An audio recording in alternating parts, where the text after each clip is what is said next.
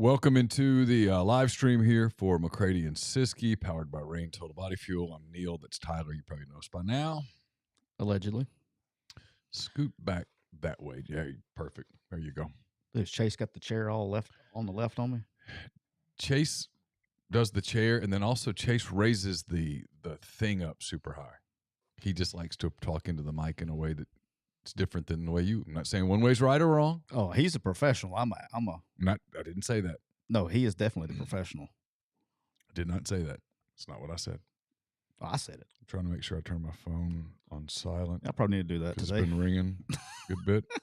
It's about to ring some more. You're over there dropping bombs, I see.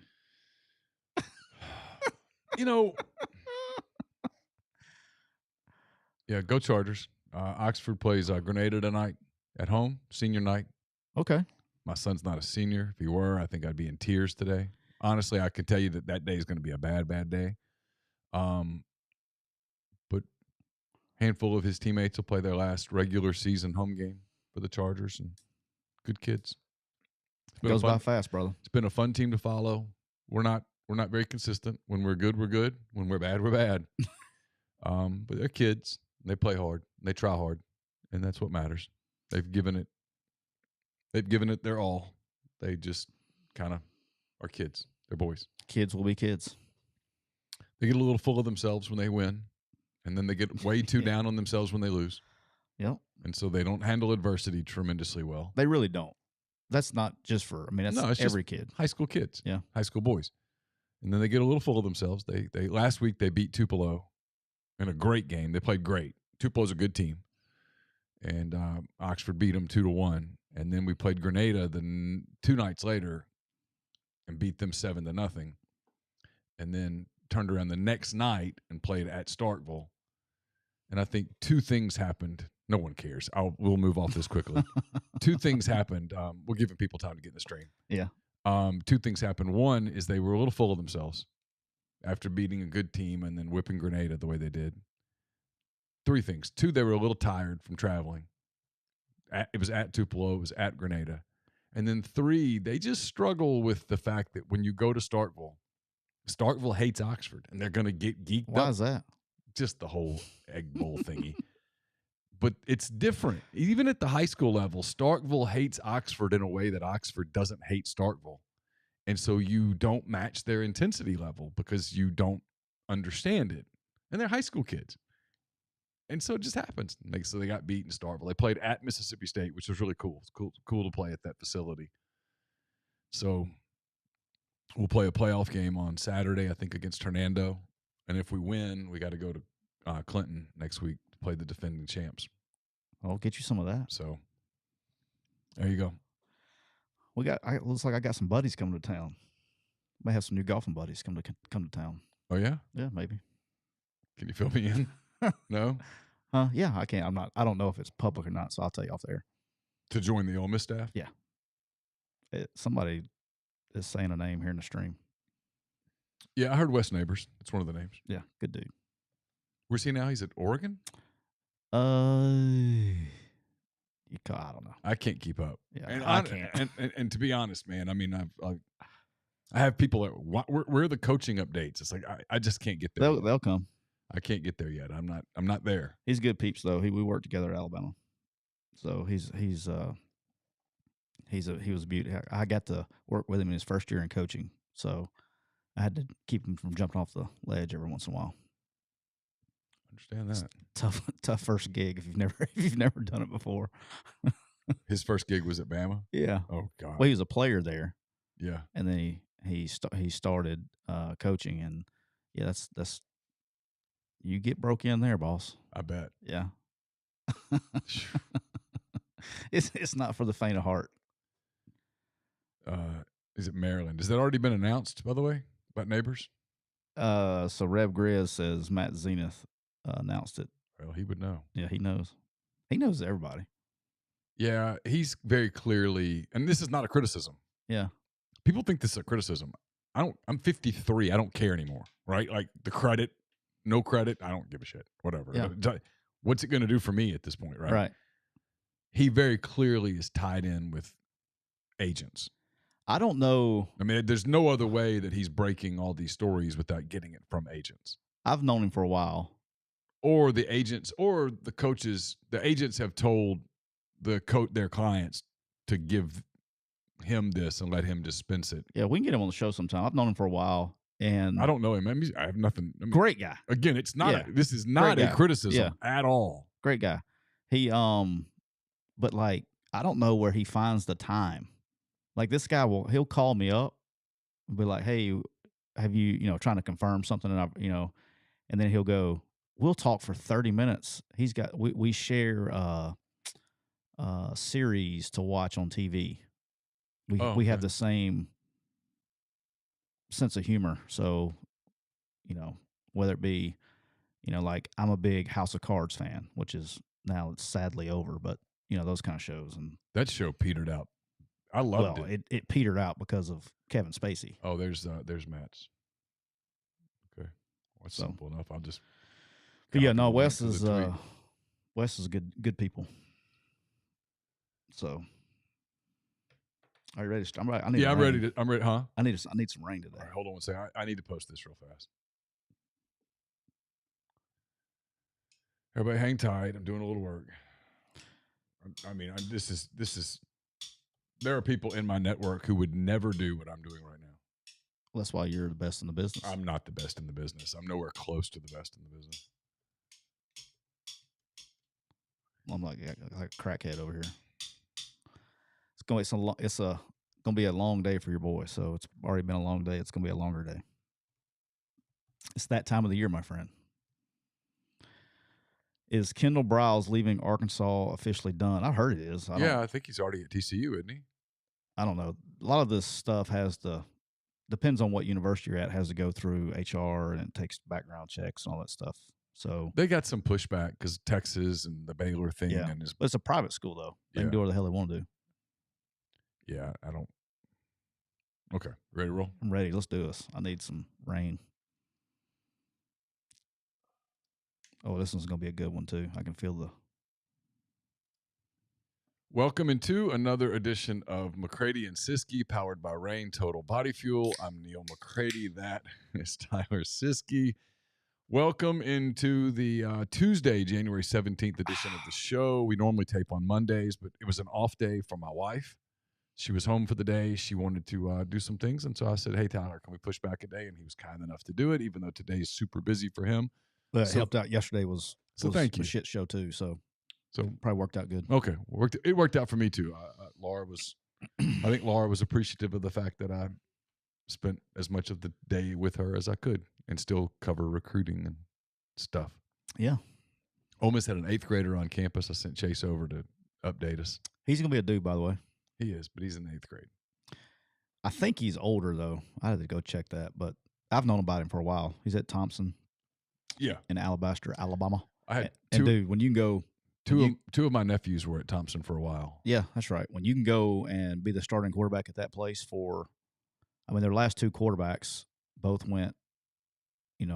Obviously, Talia was 2 ago, and then the kid that went, the last one they had last year, or whatever it was, went to North Carolina, and then they got this kid. You can start there as an 8th grader, and they won the state championship. I mean, so in the largest classification in Alabama, so he's a dude.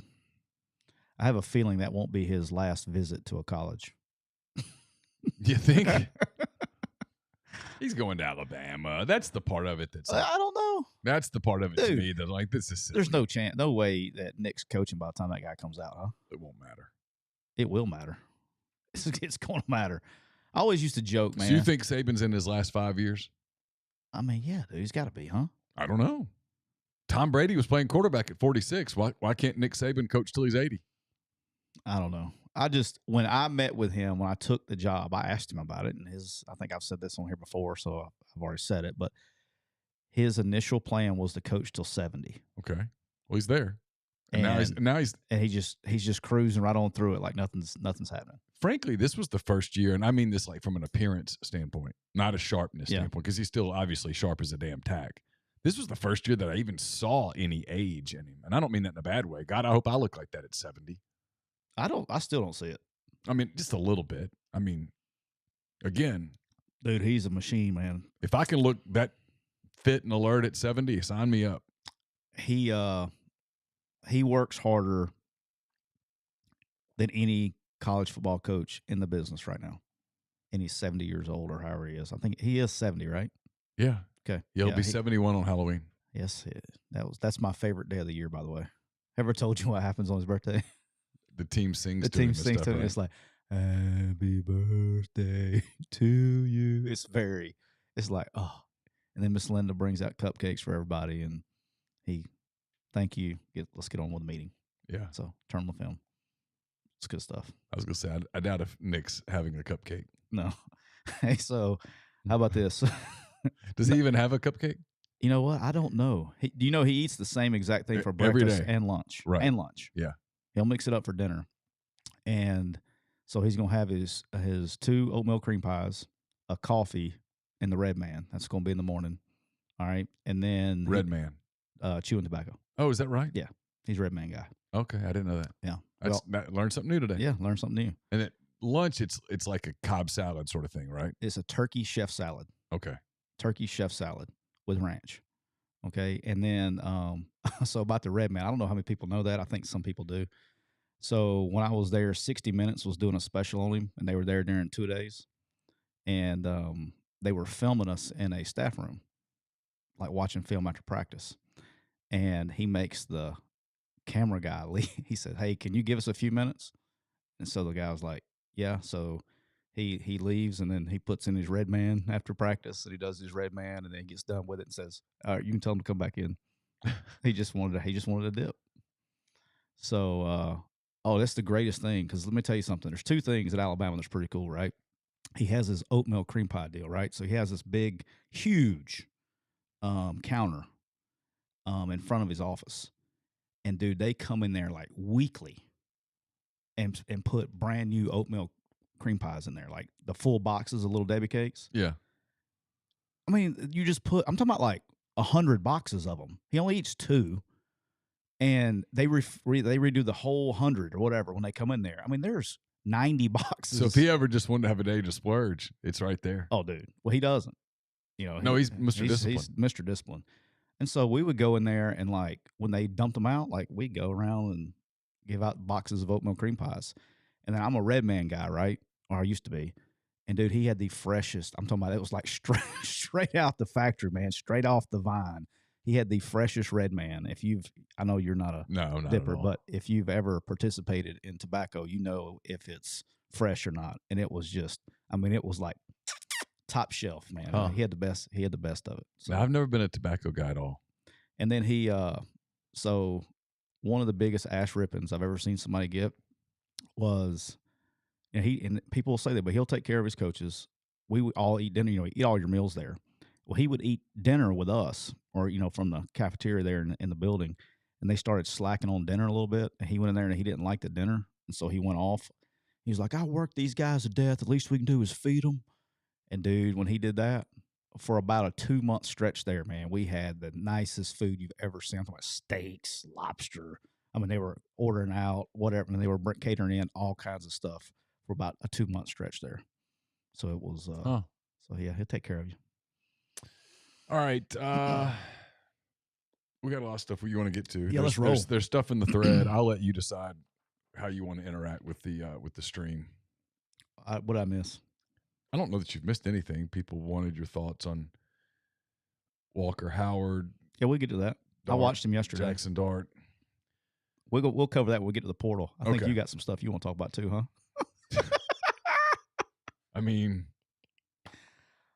Let's do it. It just...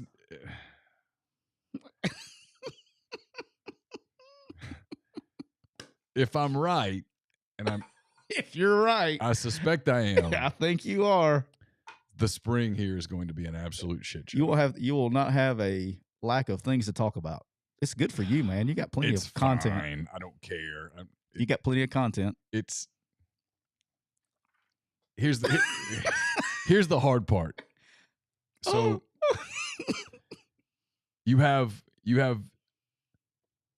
2 kinds of people that kind of get on a message board, and none of this is critical. I'm not. It's different. People approach life in different ways. They do. Okay. So this is not a criticism.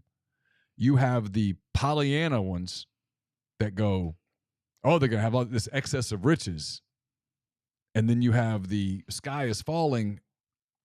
This can't work. And then you have the truth. It's always in the middle. And it's in the middle. And if you give the truth, you piss off both. Yeah. And so that's what I like doing. I know you do. And I've gotten where I'm like, I just gonna let it play out. You know, it'll play out. I mean, if I'm right, the spring will be. But here's the thing. And I'm gonna be super careful about this. And it's gonna sound cryptic. But you don't have to be a genius. You just have to be a realist who understands the way the world works.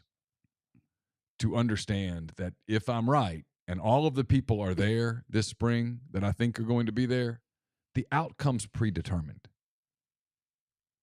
In much the same way that a year ago, when Lane Kiffin brought Jackson Dart to campus, the outcome was predetermined.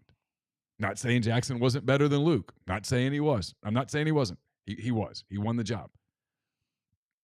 But he was always going to win the job. That's why they brought him to campus. So if you follow the pattern, boys and girls, you know the outcome. Does that make sense? Dude, I'm with you. I mean, if you follow That's what we talked about last week about representation. I don't get it. You don't bring – if you bring them in, you bring them in for a reason, and that's the deal. Look, there's a reason that some announcements have been delayed. Look, I've been doing this shit for a long time, man. Yeah, I've been on that side of it. I know how to play the game, dude. Well, I used to be. I know this is hard for people to imagine. I used to be pretty good at it. Used to be. I'm a has-been now. No, you were good at it. Yeah. I know how to play the game with the best of them. Yeah. So there's a reason that tricks are for kids. There's a reason that things haven't come out yet. All right. And maybe it changes, and maybe something happens. Let's get to it when we get to the portal. If I'm wrong, I'm wrong. Let's get to it and get to the portal. So NFL Wildcard Weekend. How awesome was that, by the way? The NFL playoffs always deliver. It's my favorite time of the year. I feel like it's Christmas. You might get a dud here and a dud there, but it's always going to deliver. And frankly, we got one dud. And even in that dud, there were so many compelling storylines in the dud. Well, it wasn't a dud for a long time. I mean, wasn't a dud at halftime. The Seahawks, we're talking about. I'm talking about Cowboys. Cowboys Bucks to me was that wasn't a dud because we got to watch my man kick field goals. All right, let's start with the Niners Seahawks. All right. 49ers win 41-23. They cover the line. That was easy money. Niners are really good. Seahawks had a super competitive first half. They played with a lot of energy and stuff, but look, they weren't the same team as the Niners. And they responded in the second quarter. They scored 17 in the second quarter, so they bring it to where I think did they have a lead or it was tied or whatever it was at halftime. It was tied at half, and I think or they were down 3 or something. Whatever. I'm really pissed at myself because I sat here on this show and said it wasn't enough, and then I personally went and bet the under, and that was gone pretty quick. Second quarter took care of that. But look, the 49ers are good. They've won 11 straight. And here's the question I was going to ask you, and I'm stealing this because I listened to it. I listened to it when I was, I guess it was yesterday I was working. Pat McAfee brought this up, and I thought it was a great point. Okay. Brock Purdy was Mr. Irrelevant. Mm-hmm. Last pick of the draft. Very last pick in the NFL draft. Yep. If he was selected 5th in the NFL draft, he's probably Offensive Rookie of the Year in the NFL. I mean, I'd have to think about it, but yeah. But you know what I'm saying? Like the perception of him as a quarterback is more about where he was drafted rather than what he's doing. Mm-hmm. And by the way, I'm not saying this, but this guy that's the greatest that's ever lived had the same kind of comparisons early in his career when he took over. Oh, he's late round pick. He struck lightning in a bottle. Sure. Talking about Bubby Brister? No, not talking about Bubby Brister. Stan Humphries? Nah. Okay. You're going through all the ULM guys. Mm-hmm. All right. So, but how do you? They've won 11 straight. Yep. How do you move on from Brock Purdy next year when you got Trey Lance coming back and you got Garoppolo? You don't. So what do you do with Trey Lance that you just spent a number 3 overall pick on? You do the hardest thing there is to do in professional football. swallow your pride, admit you made a mistake, and move on? Because Trey Lance, to me, is a But poor Purdy- man's Justin Fields. Purdy lets them do it because Purdy is super cheap for a while. Oh, dude, you're getting him for the cheap of the cheap of the cheap. The hard part for them is going to be deciding what to do with Garoppolo. And I think it's trade him while he has value, knowing Do you that, trade them both? yeah, I do. And then I bring in a veteran backup.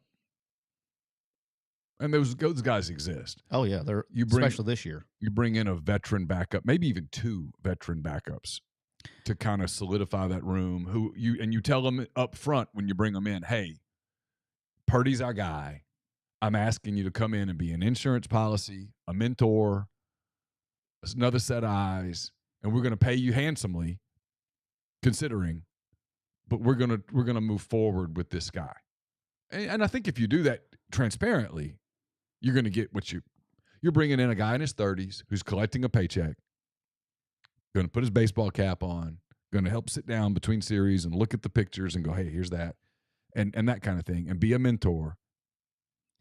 All right, let me ask you this. But I think you have to move on. I don't think you can continue to let Trey Lance, just because you drafted him and you gave him whatever, it didn't work.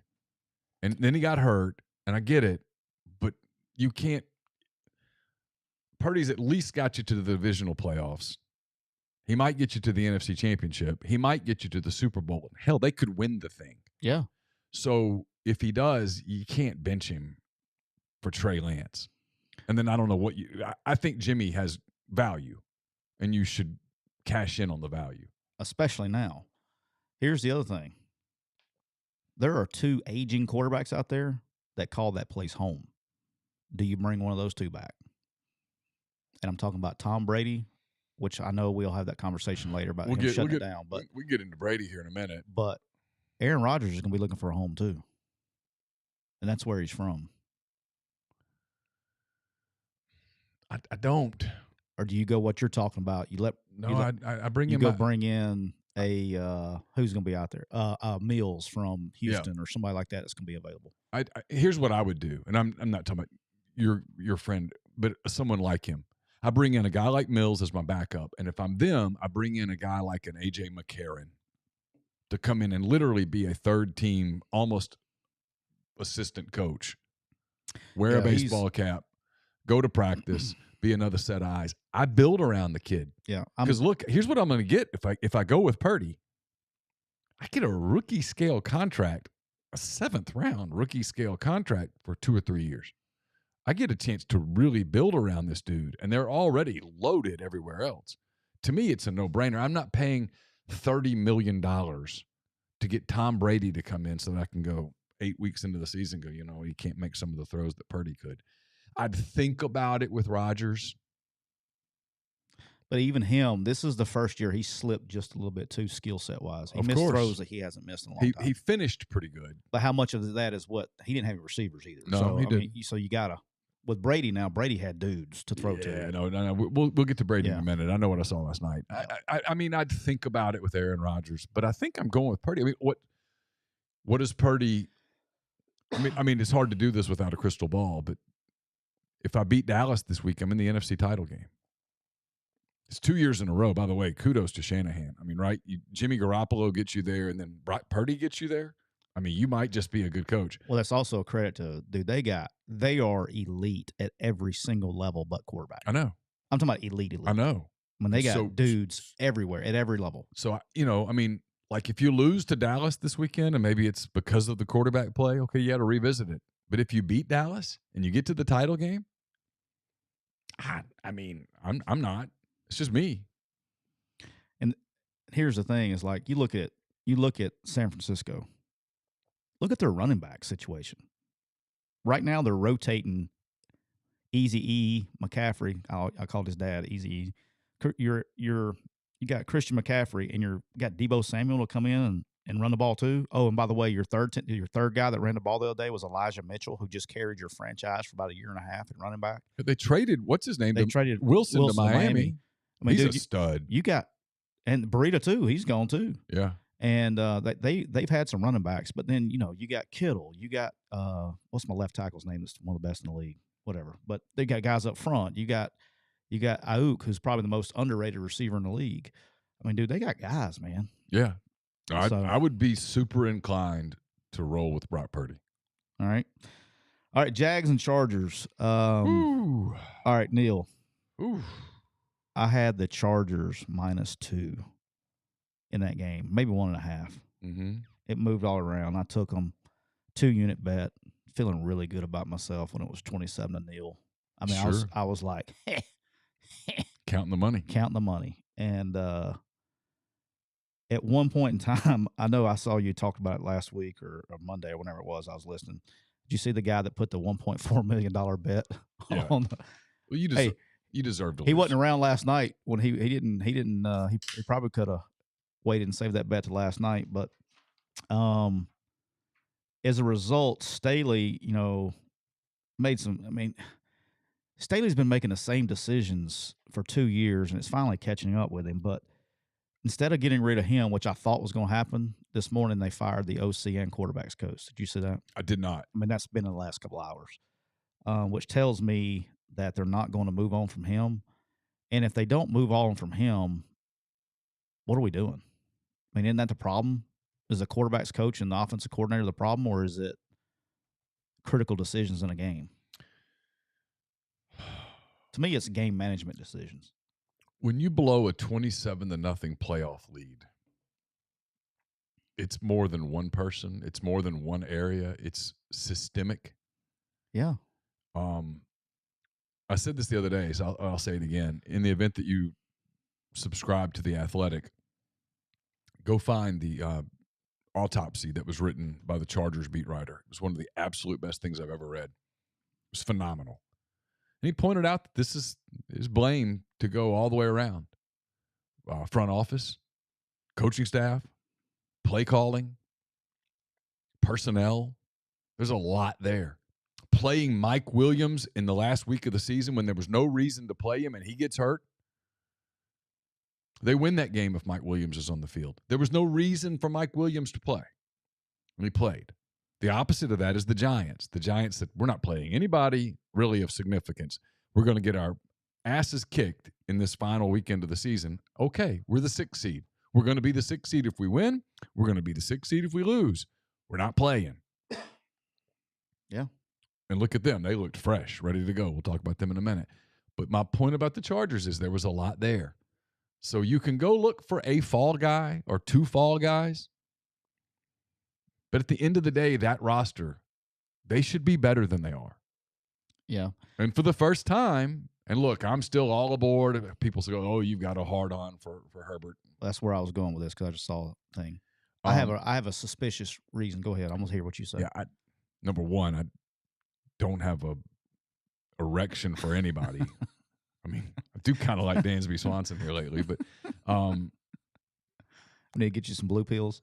I mean, yeah. I mean, hey, Bob, if we could get some rain-flavored blue pills from a man, Neal. Now, Joe Burrow. I like me some Joe Burrow. But I do think for the first time you can question maybe he can't finish games. Maybe he can't take that last step. Maybe he's all hat and no cattle. I haven't heard that one. You got me there, and I'm from Alabama. He's got to make that next step because he's not finishing games the way that Patrick Mahomes does, the way that Josh Allen does, the way that Joe Burrow does, the way that last night Dak Prescott did. I mean, you got to make that step if you're Herbert. Now, he's got all the physical tools in the world, and there's not 4 NFL teams that wouldn't trade for him if you made him available. But I think there's a lot of questions that have to be asked inside that building right now. So where I think things went that nobody's talking about, 2 things with this. One with this game, but with Justin Herbert, and I saw Joseph had left a comment in the deal about, Joseph said in the chat, maybe Herbert is as good as we all think. I think he is. I think the change in him is he gets hurt, was that week 2 or 3? Very early. Very early. Mm-hmm. He stopped running. And that's one of his weapons. He literally stopped running. He didn't take any more chances, and you saw it in the game the other day. It was like it's playoffs now. It was like late in the game. It was like 3rd and 6 or 7. The game was on the line in the playoffs, and he took off, but he still slid. As soon as he crossed the first down marker, he started his slide. He could have got another 8 or 10 yards and maybe even broke a run. Like, his legs is a strength. And once he got hurt, he completely, because I watch the Chargers every week, he completely stopped running. Yeah. I mean, you're taking away one of his biggest weapons. Well, and you're taking away a weapon that if you watch the rest of the elite quarterbacks that we just talked about, there were 2 or 3 plays, for example, in the Buffalo game that we'll get to in a minute, where Josh Allen's running. Josh Allen's feet are the reason that Buffalo survived. How many third downs did they extend? But I think that's Joe Burrow made a couple of plays the other night with his feet. Yeah. And I think that's something that is missing. I think you'll get back next year when he gets healthy. But I think his health had a lot to do with his, and he was relied on his arm. And look, his arm's okay, but it's not his gift, if that makes sense. Mm-hmm. So anyway, Bills and Dolphins. Bills win 34-31 against the Dolphins. Okay. I'm interested to hear what you got to say about this one because I got some takes too. I will admit that I'm a little biased right now against the Bills. It's not their fault. I blame the league. Are we getting on this? Nope. But I watched the game. And nothing against the third teamer for the Dolphins who played his ass off. Skylar Thompson. But no one's going to put Skylar Thompson in the category of quarterbacks that we just got through discussing. Right. Ever. Yep. Ooh, I know where you're going. Buffalo is in peril right now. Yep. I know Buffalo is America's team and everybody's cheering for Buffalo, and I get it. But I got to tell you, Buffalo's going to have its hands full with Cincinnati. And if Buffalo can't figure things out, and I know they scored 34 points, but it was very big play dependent. And if Buffalo can't figure some things out, and if Allen can't start protecting the ball better than he does, and if let's stop there. If they can't become more consistent offensively with establishing drives, and if Allen doesn't start protecting the football better, even if they beat Cincinnati, they're going to get routed against Kansas City. Yep. And they've got problems. They're nowhere near as good defensively as they were early in the year when Von Miller off the edge was a problem. That's why this weekend, I know we're going Thursday, we're going to talk a lot about it, right? Right. But I'm really interested in the game on Sunday in Buffalo because Cincinnati's biggest weakness right now is its offensive line. It's beat up. Yeah, they're going to sign me. Their offensive line started badly, got chemistry, and by the end of the season was really good. But now they've lost 3 players in 3 weeks. They've lost Collins. They've lost Williams. They've lost Karras. Yeah. Might get one of those guys back, might get 2 of those guys back, might have to go with a makeshift offensive front in an AFC divisional playoff game. But the way Buffalo's pass rush is, it might get negated because the Bills don't get to the quarterback the way that they did with Von Miller. No, they got to bring more pressure. And the Bills, that's exactly it. You can bring pressure. But they can't cover. But, boy, you bring pressure against the Bengals and don't get home, yeah, it's not going to end well. We'll talk about it Thursday, but that's where my interesting deal is. But here's the problem: is that there's 2 problems. One is what you just said. Buffalo's getting torched on defense, and they've been getting torched for the last couple of weeks. But for me, the bigger problem is, and this is the difference in their team this year and last year. Going into that game, they had turned the ball over 27 times, most by any playoff team. And if you watch the Bills play, which I get to watch a lot. They don't punt very often. They're either scoring or they're turning the ball over. That's what it feels like. And a lot of dumb red zone turnovers. And you just can't do that at this time of the year. No, and it's the Josh Allen weakness. He's a little loose with the football. But it just showed up like it was his problem when he first started. Mm-hmm. He seemed to get it corrected. Mm-hmm. And now it's back. It's back. And it's because he was my fantasy quarterback too. I mean, I can't tell you how many times in the red zone he'd throw a dumbass pick. I mean, it made Brady stuff that he did last night look simple, but I don't. That worries you.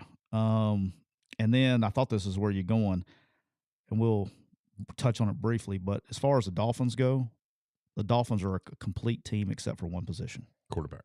if they can figure out what to do there, and look, Tua's fine. Tua could do a good job if he's there. He can't stay healthy. And well, you know who would make a ton of sense there, in all seriousness, is Jimmy Garoppolo. Yeah. Not elite, but very steady. And a steady quarterback might get it done for the Dolphins. Dude, you know who they would win a Super Bowl with next year? And by the way, they don't have state taxes in Florida. Bring Aaron Rodgers in for 1 year and see what happens. That'd be a thought. When you got Tyreek Hill and Waddle and Gesicki, dude, that'd be hell on wheels. But anyway, all right, Giants and Vikings. Called this one. I did too. And I did too. I did. I put too. them. I had a you money and I line. both had this one. I did money line on my own. I think I got it at plus 135. Look, man, just letting everybody know. Let me tell you now, if you're going to accuse me of having a hard on for a player, let's talk about Saquon Barkley for a little while. He looked. We were texting back and forth on a chain I have with some buddies. It may have been Brendan and Weldon that we were texting and Clay, but Saquon Barkley, that's the best he's looked since he got hurt. 2 or 3 years ago? He was fresh. He was explosive. And, dude, sneaky yards, okay? Let me tell you something about what he did in that game. I'm sure if you watched it, you understand this. He caught no less than 4 balls out of the backfield. It was like 3rd and 8. And their defender standing on the first down marker. He runs right through their face and gets the first down. Like, just finishing runs and getting cheap first downs, man. He looked – if he shows up that fresh this weekend, I may go ahead and call it. I got some surprises for y'all on Thursday, boys. It's going to be a fun betting show on Thursday. But, dude, they're good, man. When is that? Is that the late game? Sunday? I'll look it up. I don't know, but I'm watching it. I'm watching them all. This is my favorite weekend of the year. Well, this is great. Yeah. I think that is the final game. I'll look it up while you're talking. I am really interested to see what that game looks like. Fresh Philly versus pretty fresh Giants. Saturday night primetime. Saturday night. Sign me up. Yeah. I like them, dude. I do. Listen. I like them. My man Danny Dimes. Everybody's been shitting on him for years. Let me tell you who the his own organization. I know. It's a tough place to play, too. It is. But I will say this. There's all these quarterback gurus out there. Mm-hmm. Do you know who I put, like I'm talking about, he is in my Hall of Fame of quarterback evaluators and coaches that nobody talks about? This guy named David Cutcliffe. Yeah. And, dude, when David Cutcliffe puts his nuts on the table for a guy, I'm like, that guy's good. I don't even care. I don't care what anybody else says. If he says the guy can play, the guy can play. Well, so much of it is my field, not yours, is so lazy. And we establish a narrative, and that's the narrative. And the narrative was, they just took Jones because he's the next Eli. And then sometimes they meant that as an insult because the end of Eli's career, the Giants weren't productive. Yeah. Okay, well, let's talk about the middle part of Eli's career because he was kind of productive. He's pretty salty. And I'm not comparing him to Eli Manning. That's not fair. But, boy, there were some things that happened in that game where you're like, man, this kind of looks like I've seen this before. You know what I mean? There were some plays. He's like Eli with legs. But there were some plays in that game, some throws in that game, some third down plays in that game where you're like, they're the 6th seed? I've seen this. Is this a repeat? I mean. Seriously, though, what if they go out? We'll do all the draft stuff later on.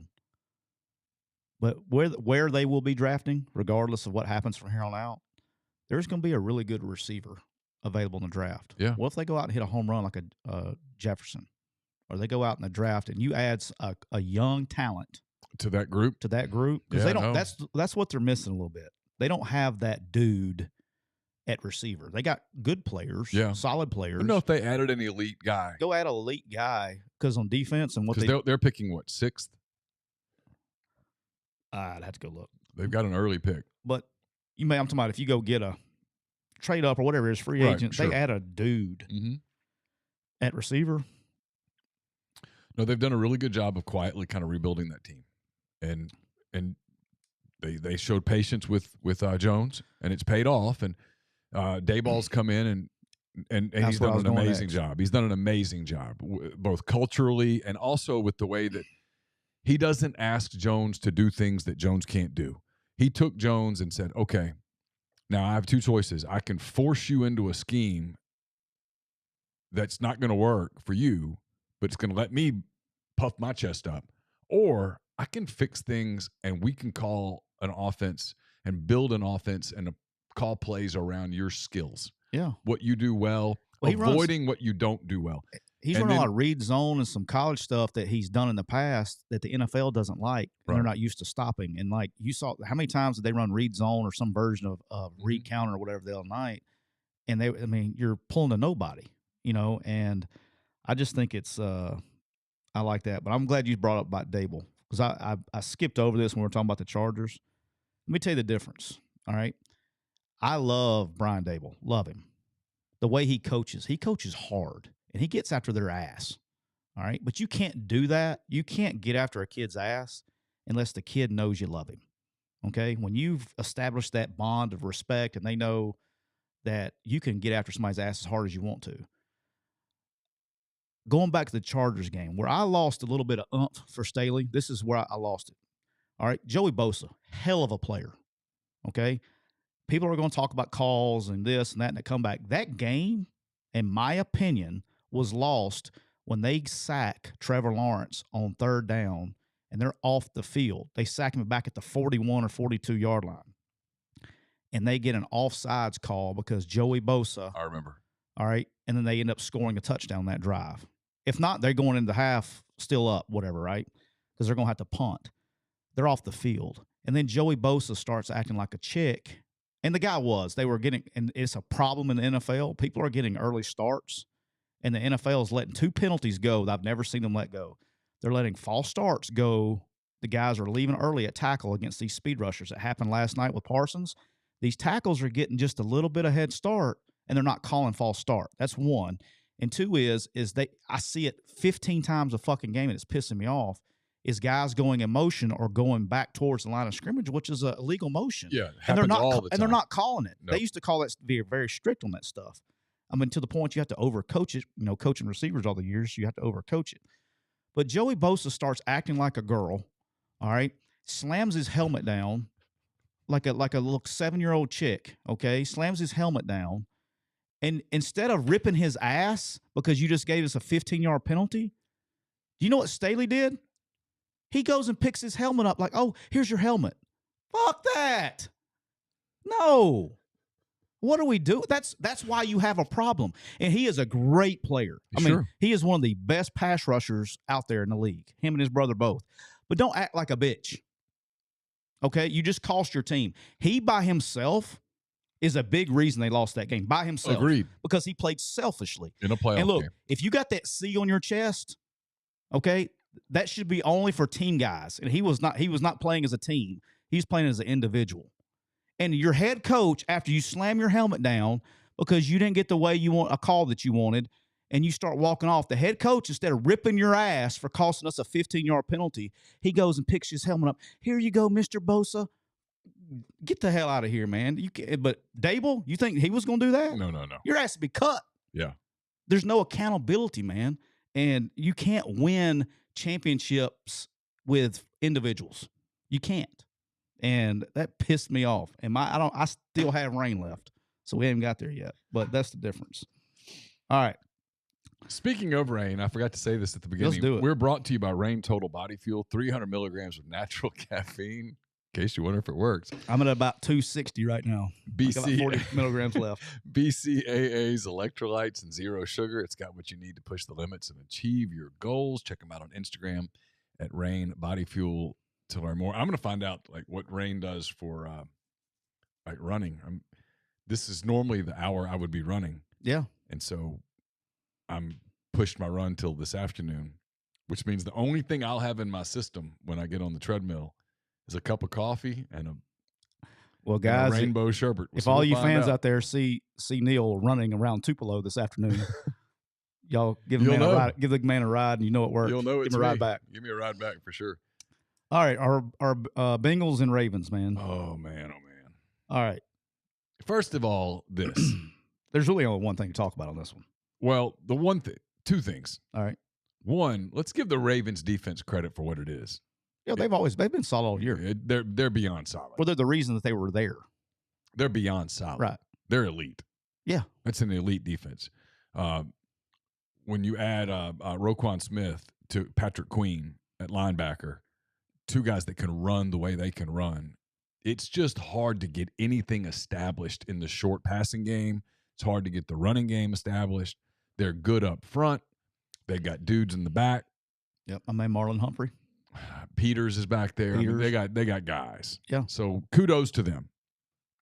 And also their defensive coordinator sees the Bengals twice a year. And that cat's got a plan every time. He's got a plan every time. So I'm sure that on one hand, the Bengals are like, thank God we don't see them again. On the other hand, they're so beat up on the offensive front that you wonder if it allows them to run their whole playbook offensively. Well, I can answer that question for you quick. No. Because after Jonah Williams got hurt the other night, they didn't score another point. It really didn't move the ball. I mean, I'm talking about it was 3 and out. And Burrow's like catch, spit it with pressure, no pressure, because he knows it's coming. And I have no idea who the right tackle who came in there and started was. I don't remember the guy's name. It was some of the, like, I don't know if he could have played at any college that I've ever coached at. He was waist bending. He was like moving like he was doing like bag drills or something, doing up downs. It was terrible technique. He couldn't bend, and they were just bull rushing and the guy was barely getting in their way. He had no answer for speed rush. He had no answer for bull rush. Like, he was just another body on the field. No, they had to get Mixon out to put Perrine in to protect. I mean, it was terrible. And so what happened? I mean, and it's the same thing that really happened early in the season. It was like watching them early in the season again when they couldn't move the football because they were literally everything was quick game, and they can't. And you can only do that so many times.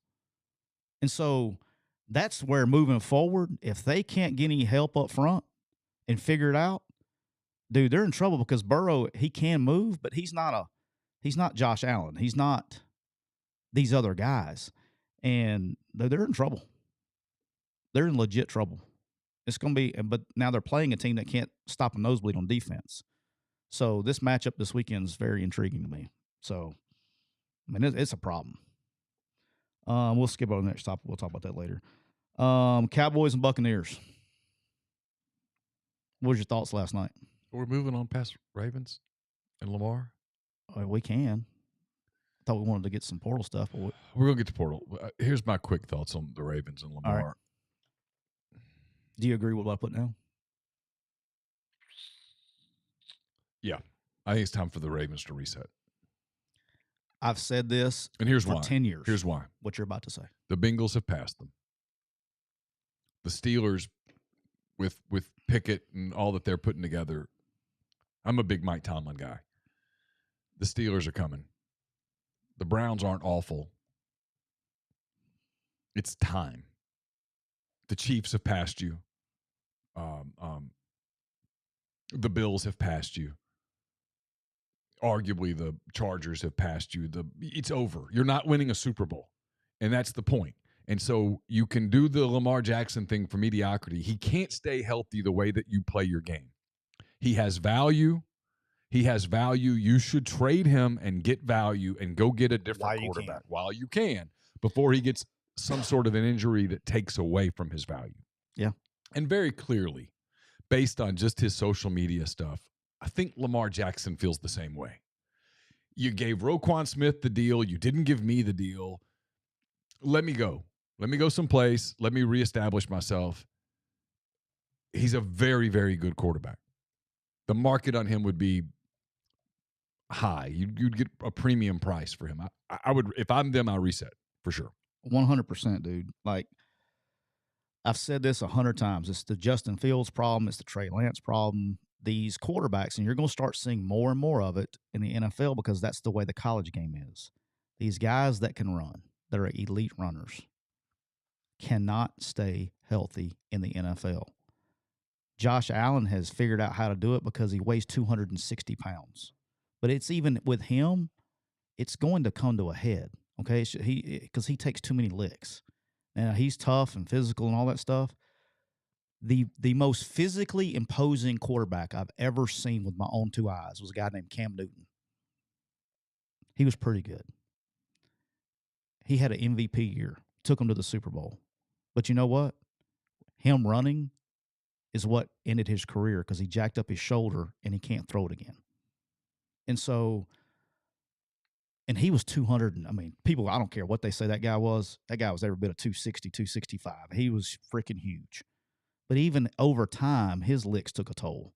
And I think that's what you're going to see with Josh Allen over time. Like these guys that run the ball for a living, Justin Fields can't stay healthy in Chicago.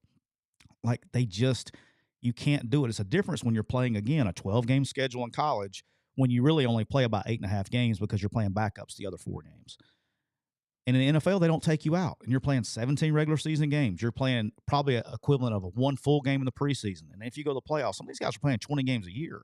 You just can't stay healthy. And your body can't. I mean, it's just how it goes. And so I think it's time to move on. We didn't touch this real quick. We're going to do it a million times. What do you think the Bears do with Fields? The Bears have the world at their fingertips right now. I don't think, and again, I'm not the GM for the Bears. It's never been a secret on here. I've never been a Justin Fields fan, ever. I think he's an elite runner. I think he's a below average quarterback. I don't think he can in the NFL until the game changes and it hasn't shown any hesitance or any just thought of checking up. The NFL, you have to be able to throw the football. You have to. What Super Bowl team doesn't? No, you have to throw it. You have to throw it. Mm-hmm. And he can't. I mean, he's missing over routes, short hopping hitches. Now, when shit breaks down, let me tell you what, he'd lead right now. He'd be the greatest person ever for the Cincinnati Bengals to go in this game with on Sunday. I mean, if it breaks down and he just got to go, good.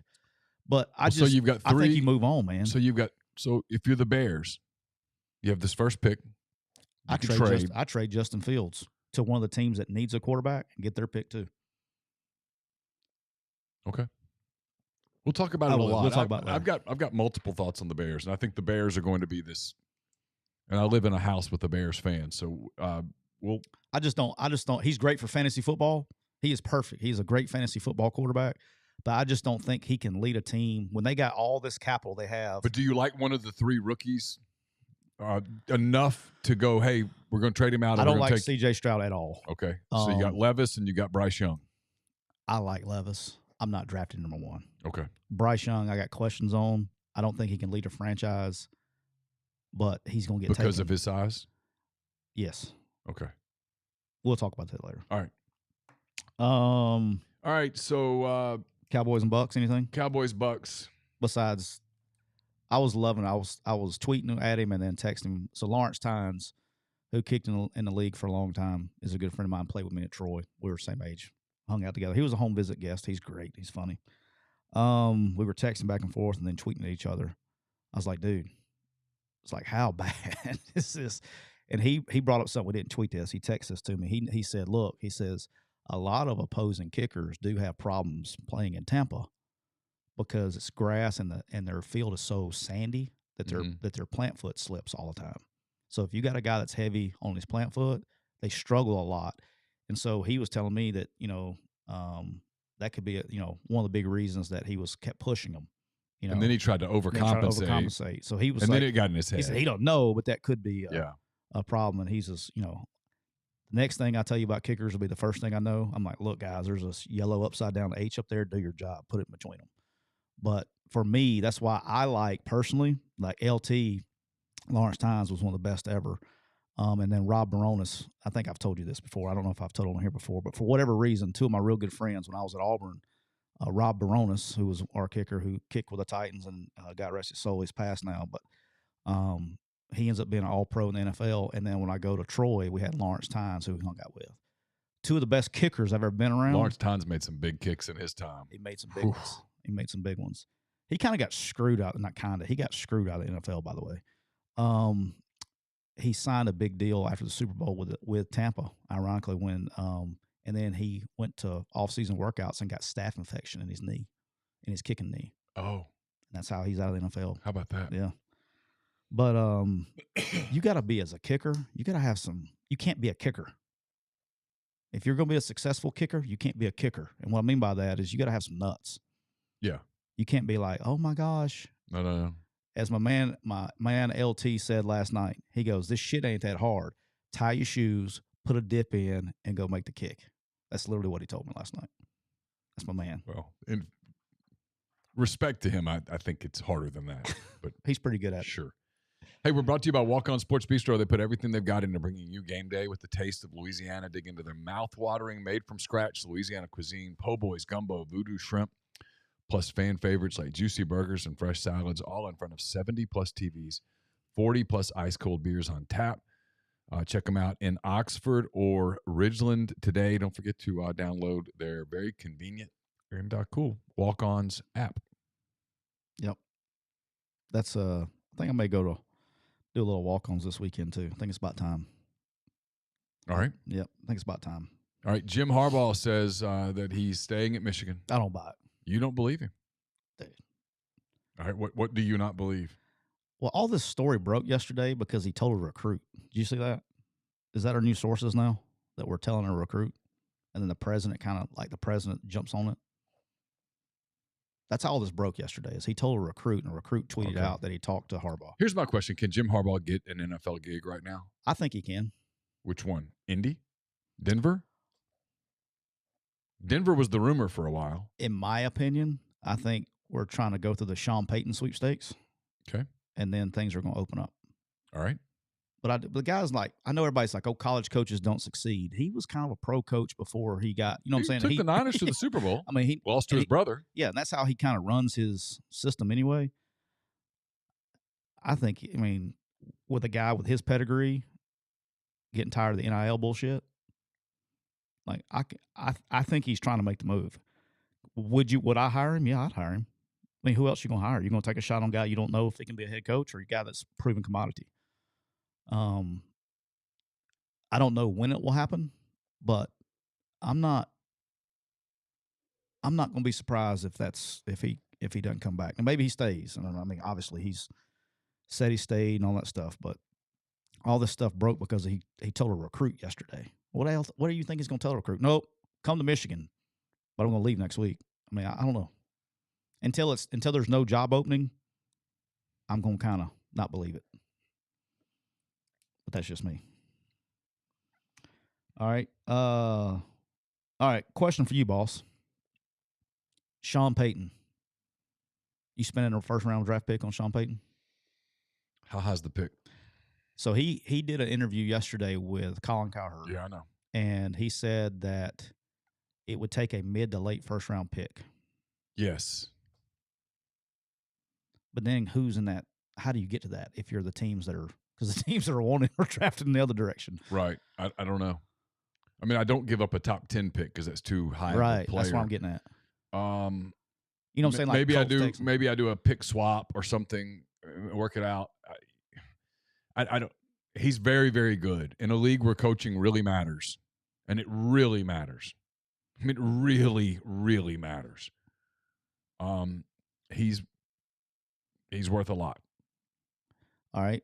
Question. Texans, a lot of draft capital, right? Yep. You don't want to give up that number 2 pick. No, you can't. Let me ask you a question. Do you trade Laramie Tunsil to the Saints? Oh. Because I bet they would take that deal. You know what? I probably would think about it, and here's why. Because if I'm the Texans, by the time I'm ready to compete, Laramie's not going to be there anymore. It's gonna take. Look, whoever gets that. This is why I don't think Sean Payton's going to Houston. It's just going to take too long. You walk in there and you look at it and you go, okay, well, everything needs to be fixed. Everything. Like, nothing works. Yeah. And so Sean, they have 2 good players. Sean Payton's not getting the Texans to the playoffs in 2 years. It's going to take a minute. It just is. How much cap room do they have? Do you know? I don't know.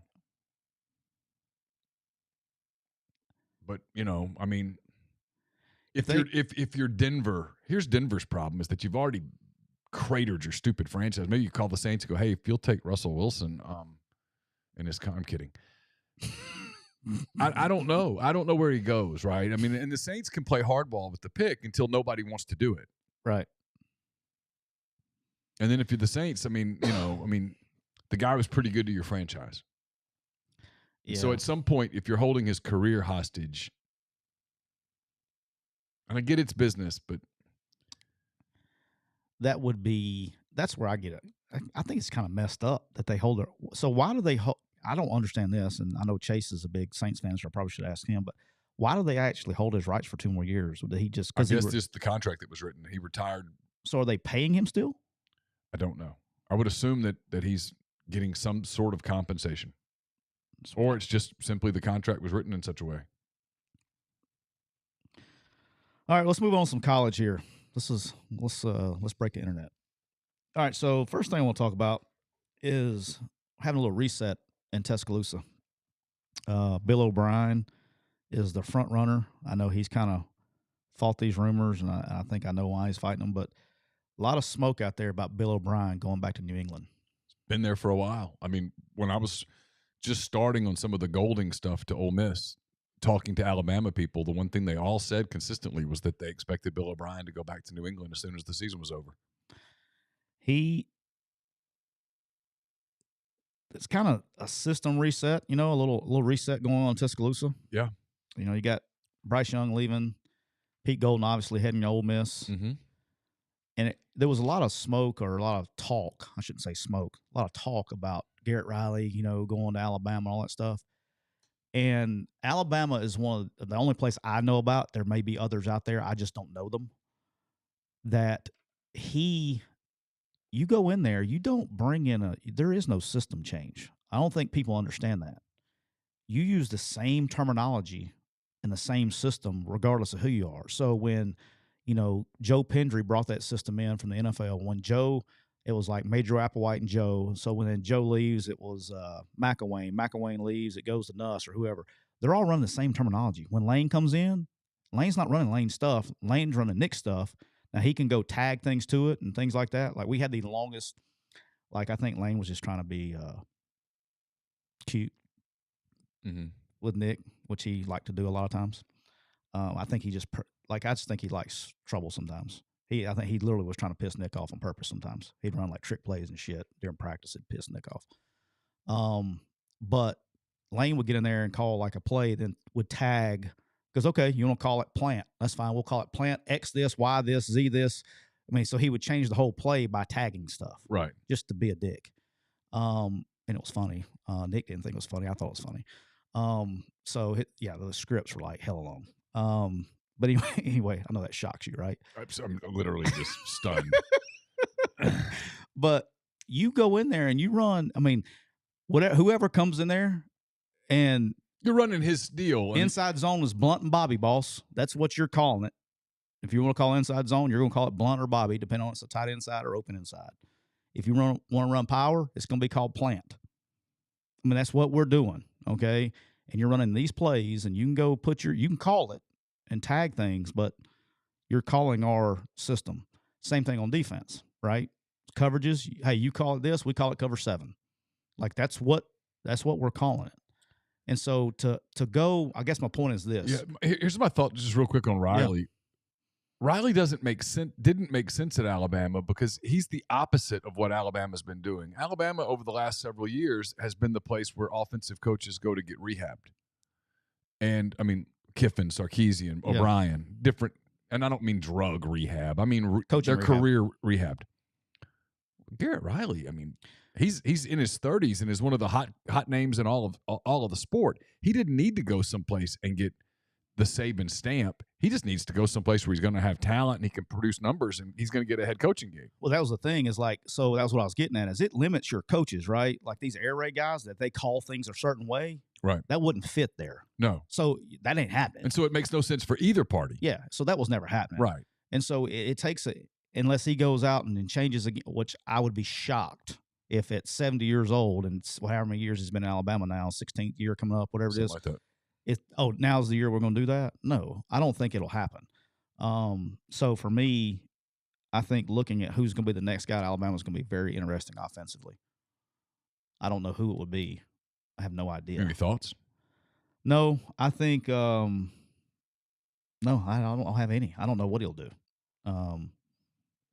But whoever comes in there is going to be. I can tell you what their play calls are going to be because that's not changing at all. I mean, that was the whole thing when we were at Alabama. We played Colorado State, and McElwain's his first or second year there, and dude, we had the same signals that we ran with McElwain. McElwain was just sitting over there calling signals, and we only scored like 17 points. We beat them, but it was like a close game. But he's not changing what he does, and he's just going to beat you in recruiting. That's kind of the plan. So, but I do think Dabo has been the same way, right? All these years. Yeah. He's changing. So that's very interesting to me. Well, I mean, Dabo's unlike Saban, who can look at himself and go, we were really close. We didn't exactly fall off the table here. We just lost 2 really close games. Clemson can't say that. They did win 10 games. They can, but Clemson knows they were a lot further away from being in the title picture than Alabama. Yeah, title picture. I think they're going to be back quicker than people think. I don't think they're as far off as people think. I think the quarterback position killed them. They were literally 1 win away from being in the playoff. Sure. So, I mean, but you understand my point. Yes, I do. So he needed to – he could look at it and kid himself is my point, or he could look at it and go, now's probably a good time to do some change. Yeah, regardless of all the NIL talk, or regardless of – dude, they're recruiting at a high level, allegedly, quickie clients. They got dudes. And I think, Klubnik's going to give him a chance with what Garrett Riley's doing on offense. He'll give him a little – they're going to be able to score some more points than what they've done in the past. I just think with the system change, it was very unique that they went outside. It's the first time that Dabo's gone outside in a minute. So I think they're closer than what people give them credit for. All right, Ed Reed. Did you see? I did not. Right. So Ed Reed, for people who haven't seen it in the last 2 days, he's the new coach at Bethune-Cookman, and he goes social media tirade about he's got his players out there picking up trash. He's showing just bad facilities and all that stuff, and he was meaning it sincerely and trying to make a point. Did not make the people at Bethune-Cookman happy. So he had to issue an apology this morning. So he was welcome to college football. You just can't go out there and you do have bosses. So I'd be interested to see how that conversation went. But I think he'll do a good job. I like Ed Reed. He was one of my favorite players. He was a hell of a player. All right. It's time for this week's edition as the portal turns. Can I tell you how thankful I am that tomorrow's the last day kids can get in it? But it's not. Well, not for now. But it's not. It's just what they want to tell you to make you feel better.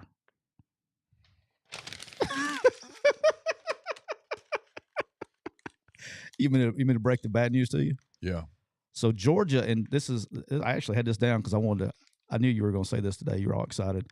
Georgia and TCU have until next Monday to get in the portal because they played in the championship game. So all the Georgia and TCU players can still go in. That's fine. To next Monday. That's so far, this is okay. And then here's where the kicker comes. Grad transfers can enter the whole year. It doesn't. They can enter 2 weeks from now. So if you've graduated, now here's the trick though, and this is why I think it's going to be a little busier than what people think. Okay. With the COVID year, a lot of these kids are graduating a year earlier. Right. And so there's going to be these 2-year grad transfers, maybe even 3-year grad. They have 3 years left.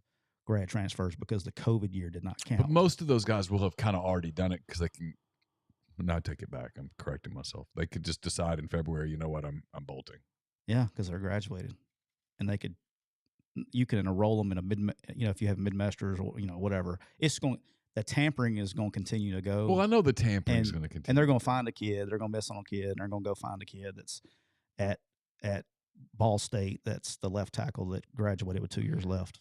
I fully anticipate May being ridiculously busy. Oh yeah. Well, here's what's going to happen. Let's just say you're at a school and you brought in a bunch of quarterbacks and you go through spring practice. Hand me the piece of paper back. You want to throw it at me again? Yeah, I'm going to duck this time. Yeah. Go ahead. Finish your sentence.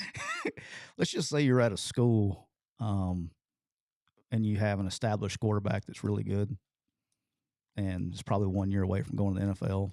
He's got these big NFL aspirations, and he's damn good.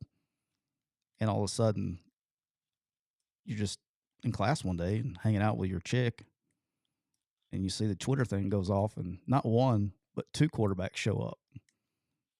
Well, one doesn't create the angst that the other does. Splits reps. No.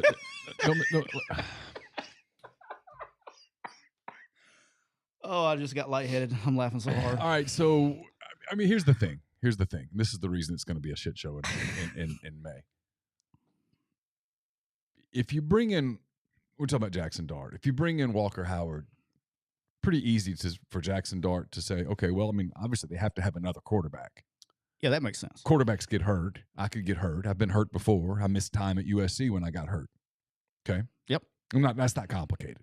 And if I'm as good as I think I'm going to be, and I'm entertaining NFL aspirations after my junior year, well, obviously we got to recruit another quarterback. Duh. That's not a problem. If I'm Jackson Dart, Walker Howard's arrival on campus doesn't do anything to me. No. I mean, yeah, I got to compete. I know I got to compete. I can't go to practice. It doesn't make you want to go hop in the portal. I can't go to practice 57 pounds overweight with, a cigarette and a beer and show up and go, hey, I'll be here for the Mercer game or whoever the hell we're playing, right? You gotta compete. You gotta learn that. Whatever. Cigarette and a beer, huh? But when you bring in Spencer Sanders, that's a totally different announcement. Allegedly. Yeah. I'm saying if this comes to fruition, if big if. And right now I might bet on it. Oh. Might not. I don't know. I'm just ready for it to be over with. If that were to happen, the message that sends is, hey, no promises here, champ. And frankly, let's be real. Let's be real. Let's stop. I'm done. I have no reason to tote the water, so I'm not going to. Okay. Let's go. If you bring him in, you're bringing him in to be your quarterback. He's 23 years old. He's been the quarterback at Oklahoma State for the last 2-3 seasons. Whatever the case, he's played a lot of football. You're bringing him in to be your quarterback. You're not bringing him in to compete for the job.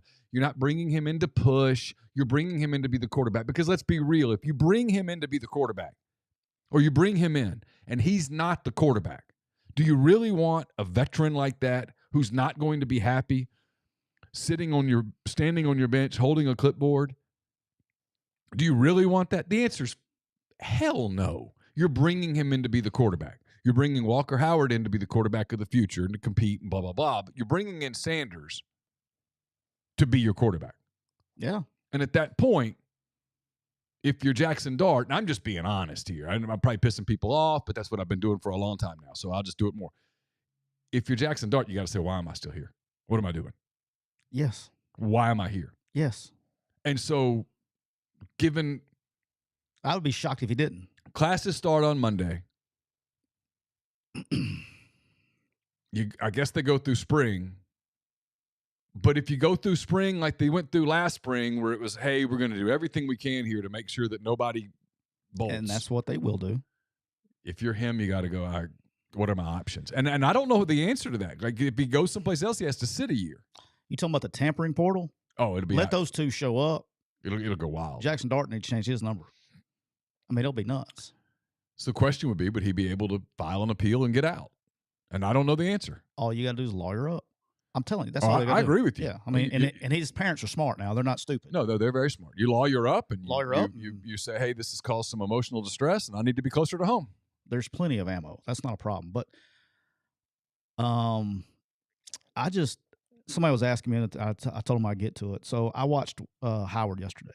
Yeah, Walker Howard, the LSU transfer portal very good player, elite prospect, high upside, very high ceiling, very high floor.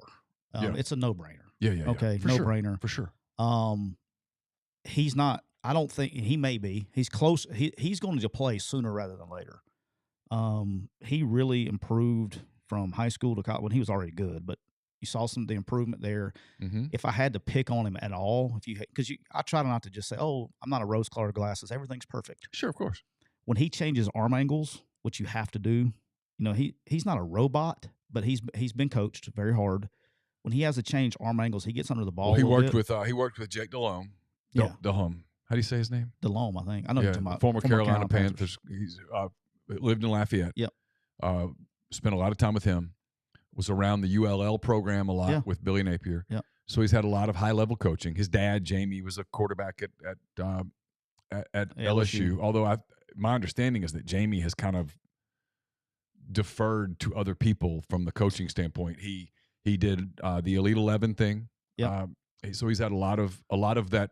Not robotic. I know what you mean though, but a lot of very stringent, technique-oriented coaching. When he is in the pocket, what it does create is when he is in the pocket and he is balanced when he throws, he can get set, his feet set, and he can throw. It looks good. He's very accurate. He gets the ball on time. Got a very good arm. He can change. Very good arm. Right. He can change. He shows ability to touch. Like his underneath throws. Sometimes he's playing with guys that aren't very good, and it looks like, oh, he doesn't have touch. He does. He can put touch on the ball. Where he struggles a little bit accuracy wise is when he has to rush, change arm angles on the move, off platform, and it's almost like off platform throws, and it's almost like some of the baseball players have problems with it. I don't know if he was a baseball player or not. Well, he just gets under the ball and then sells it over. But like, dude, that's fixable. I mean, he's a good enough athlete. He's a willing runner.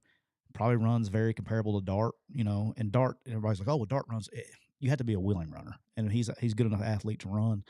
I think his time is coming sooner rather than later. I think the reason he's leaving is because Nuss is not, and I think he. Yeah, well, I can put some perspective to this because I've talked to people who know that deal really well. Yeah. When he originally went to LSU, because of his dad, fandom. He went because of his fandom. So you have to know a little bit about this kid. Obviously, his dad played at LSU for a long time. Mm-hmm. His dad played early at LSU and was concerned about that. His mother passed away several years ago, and obviously it's a close family. He's one of 4 kids. Yeah, they got a bunch. I think that's right. I think he's the third of 4. He has 3 sisters, 2 older sisters, and a younger sister. And when his mother passed away, I think the whole idea in his mind of following in his dad's footsteps, honoring the family stuff, became bigger to him. I don't think, based on conversations that I've had, that his dad really wanted Walker to go to LSU the first time. Not because of anything about LSU, but just because of the pressure and the name and all of that stuff. But Jamie is not a dad who exerts his will on decisions like that. He guides, but he let it be Walker's decision, and Walker chose LSU, and he got there, and I think he learned a lot in year one in with Brian Kelly and them. But what he also figured out was that, look, Jaden Daniels is a dude. We all saw that. And then Garrett Nussmeier is a terrific young quarterback who LSU is super high on. Yeah, he's a dude. And, they're going to continue to recruit quarterbacks at LSU, and there's no guarantees, right, that even when Daniels leaves, this year, the bottom line was this year for him was going to be, and again, this is where you can start to put 2 and 2 together if this all happens. One of the reasons he didn't want to stay at LSU another year, he liked LSU. He had really good friends at LSU. He was having a very good personal experience. He didn't want to run scout team another year. He ran scout team a lot. It's his turn to be a 2. Yes, he ran scout team a lot this year. Well, you don't learn a lot running scout team. You can, but it's not the same as getting the backup reps and you prepare the backup to play on Saturday, at least to some degree. You don't prepare the scout team guy to play on Saturday. He's an emergency. Holy shit, if we get to that point, I don't, right? Which tells you he's not coming here to be a 3. Thank you. He's not coming here. It's not that hard. It's not. He's not coming here to get an NIL package. Nope. To be the scout team quarterback. Nope. He's coming here to be a 2 at worst. To compete for the position, to be a 2, and probably to sit behind somebody who only has 1 year of eligibility. Do the math. It's really not that hard. And I'm sure. I'm maybe not. I don't even look anymore. Like I've stopped looking because it was starting to impact my mental health. I'm not. You guys can. I'll say it. You guys can rip me to shreds on the board. They can rip me. I don't care. But I don't think I'm wrong here. They can rip me. I don't care. It doesn't affect my mental health. As I'd I told be you last week. absolutely stunned to see a scenario where both Jackson Dart and Spencer Sanders and Walker Howard are all on the same roster in August. It feels like, and I told it last week. And look, Lane and I don't get along exactly. I know that's not a shocker for people that know me or know him. But let me tell you what he can do. He can coach quarterbacks now. Yeah, obviously. All right. And I respect the hell out of him as a football coach. I feel like, and I don't know, I feel like there's something I don't know in this whole scenario. Could be. I don't go to practice every day. I don't know what it is. Of I course. just see what I see. There's something about this I don't know. If it happens, which I suspect it will, things don't add up, and there's it's like that's the buzz. It's an algebra problem, right? Right. There's a missing variable somewhere that I don't know for whatever reason. But you're being told to solve for y. Is that what you're happening here? Yeah, solve for y. I don't know what y is. Right. But look, he can. The kid, Walker Howard kid can play. I think he's going to be a dude. And look, I've said this for a long time. I think Jackson Dart is a dude. And there's only one football. There's only so many reps at practice. Okay. And regardless of who it is, there's going to be somebody's not going to be happy. And that's going to be the problem. And here's the buzz, right? When we're doing the one thing I've always said I didn't want to do here, but we're doing it. So it's okay. That's fine.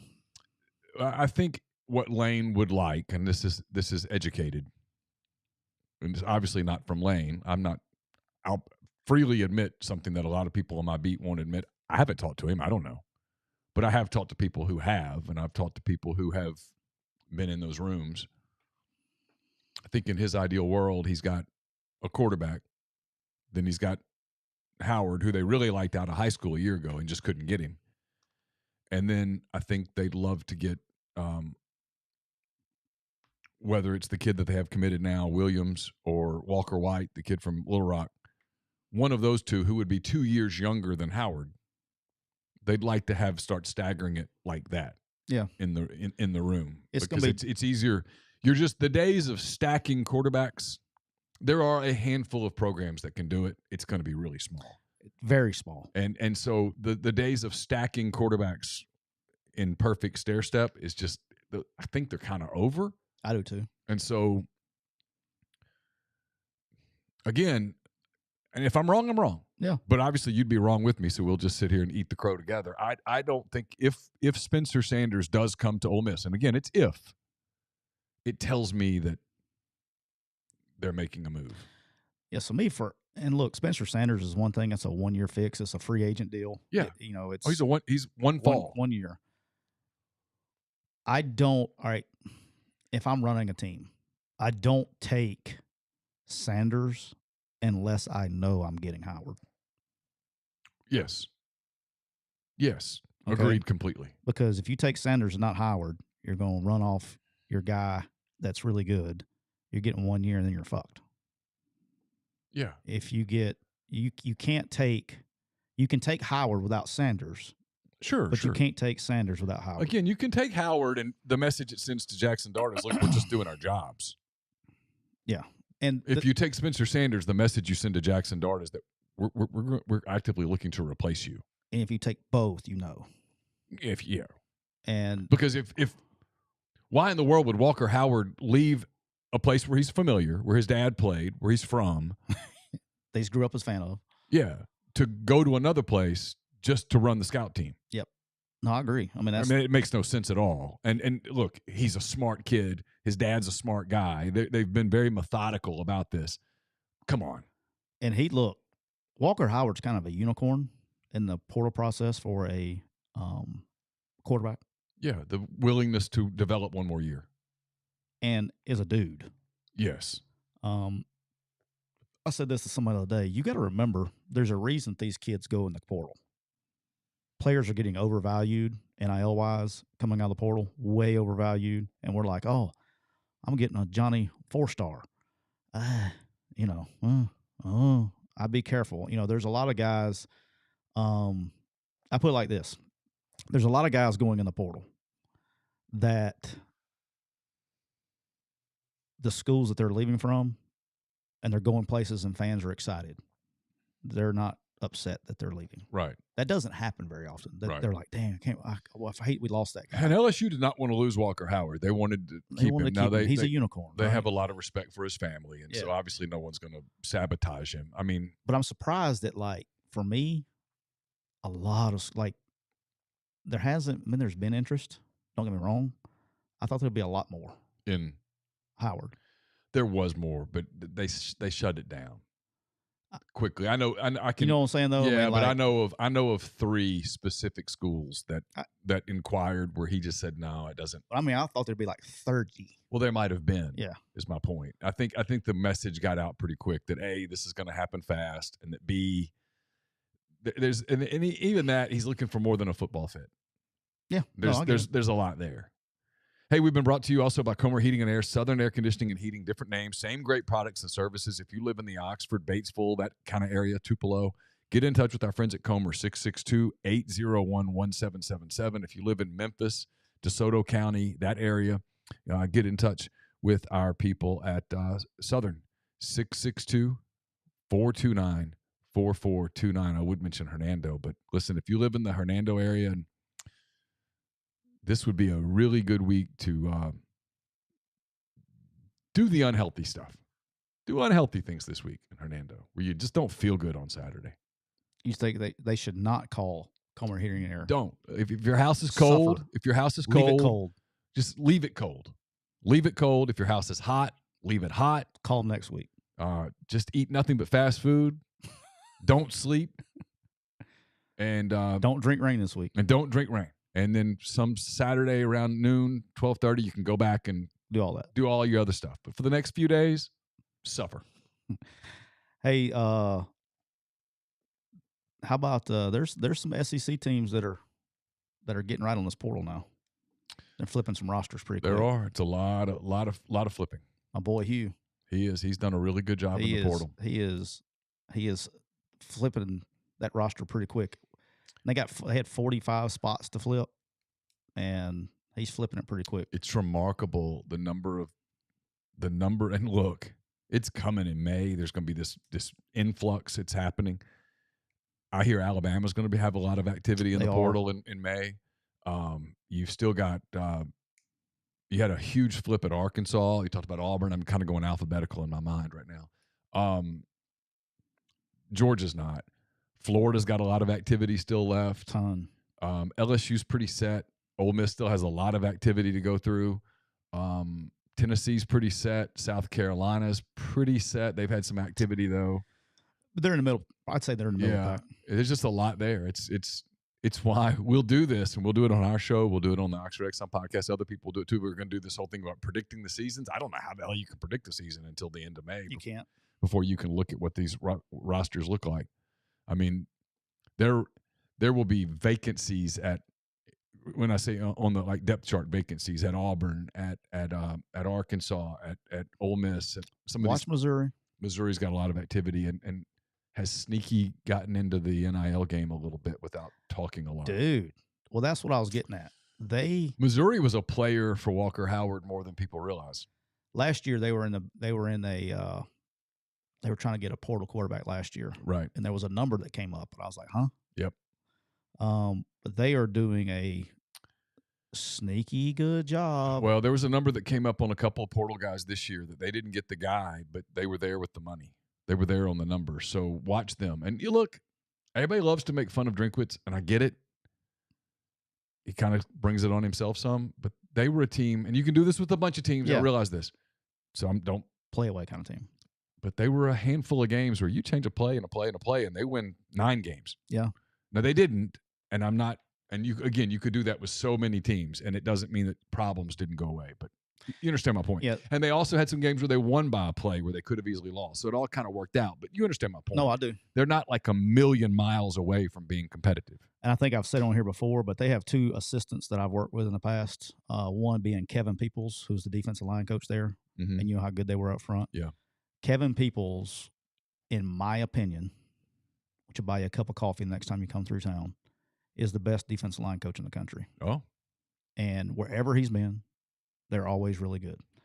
I I mean, he is, and it's funny is like his proteges, like guys that they're GA'd for him and stuff, like Trey Scott, go to Georgia. Like Right. he's got all of his proteges. He's a Pete Jenkins guy. Peeps is, and they're really good. And then obviously Jacob Peeler is a receivers coach that was here.